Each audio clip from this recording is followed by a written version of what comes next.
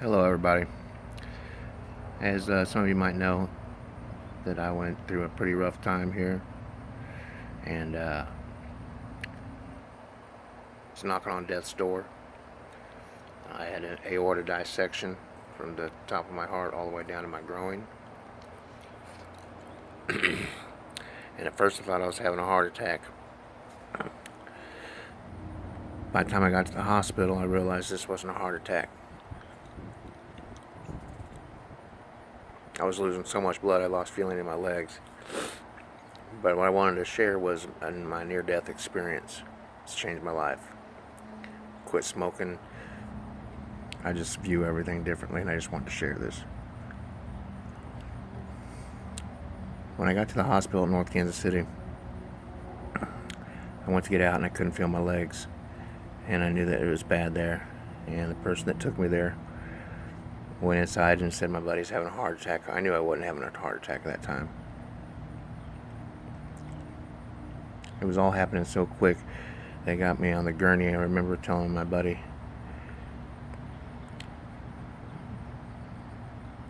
make sure you tell my son I'll be back. Even though I didn't know if I would be. I could actually feel my soul trying to leave my body because I was dying. Well, what I experienced next before I was put on any drugs or any anesthesia or anything was life-changing. I remember thinking I didn't want to die. I didn't want to die, and I was saying that out loud. And the person that took me up there said he could hear me down the hall. And a year ago, I lost my dad. And I was calling out for my dad, too. And I forgot some of this until we talked. Then he told me that he heard me say that I could see Satan. And I didn't see Satan. What I saw was hell, I believe. It was dark, cold. And I remember, like, everywhere I looked, it was like black and maroon, and it was all dripping. It was dripping down. It was like the world's muck, the disgustingness of the world. The world's sin, I guess you'd say. And all I knew is I didn't want to be there. And then he said, the guy that took me there again, he told me, and then I heard you yell out for Jesus. Jesus saved me. And I remember doing that, and what happened next was the most beautiful thing I've ever seen in my life. When I yelled out for Jesus, out of my peripheral vision, a little dot went ding, and it was just a little pinpoint of light, and it spread, and it got bigger and bigger and bigger, and it pushed out the entire blackness, all that stuff, and it was like a huge wall. That's all I could see was a bright light with just gold swirls in it. And from behind the white light came a being that was I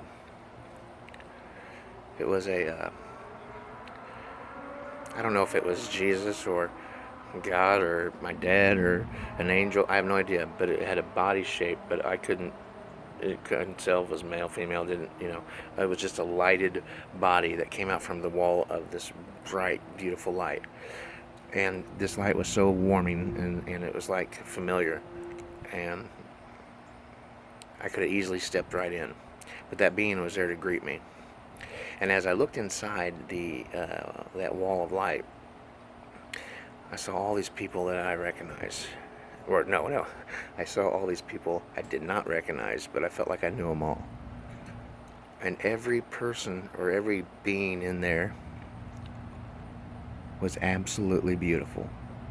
And you couldn't look in there with a lustful eye. I couldn't look in there and think, oh my God, look at that body, she's hot. Nothing like that, no. This was the inner beauty that every one of us has when we're born.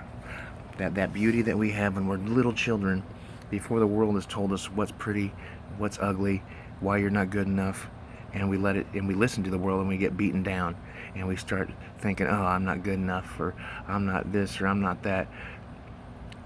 That's all lies. That's all bullshit. This was the beauty that God intended us to have.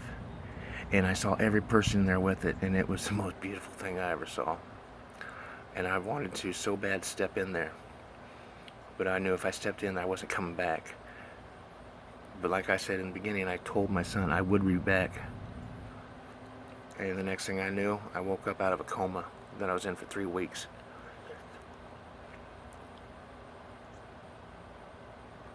I learned a lot from that. And all I can say is,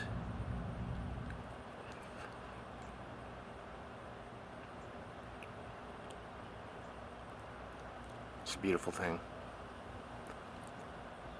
I came back. I only had a 50% chance of living, and I overcame that. They froze my brain so I could not need so they could pump more blood to my legs. And after the surgery, they told my family to get my affairs in order because there was a good chance I wouldn't make it.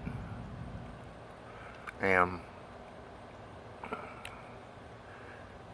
that stuff is kind of hard for me to talk about sometimes.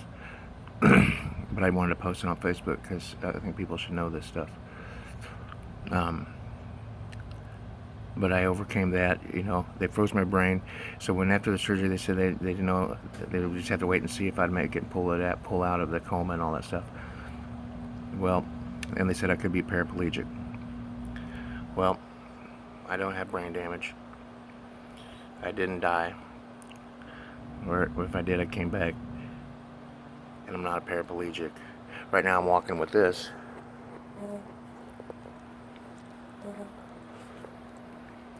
But I'm going to be able to walk again.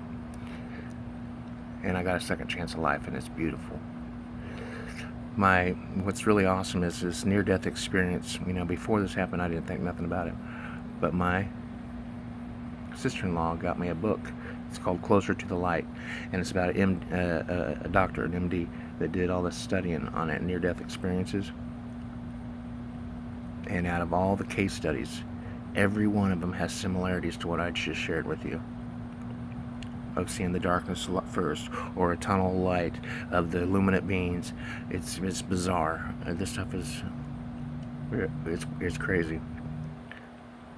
And if you want to know if I believe now, I most definitely do.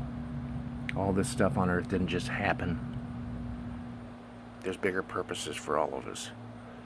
And we got to look on the inside of people. And I'll admit, I've not been good at that in my whole life. But today, I have a whole new outlook on it, and it's beautiful. So I thought I'd share that. I'm doing good.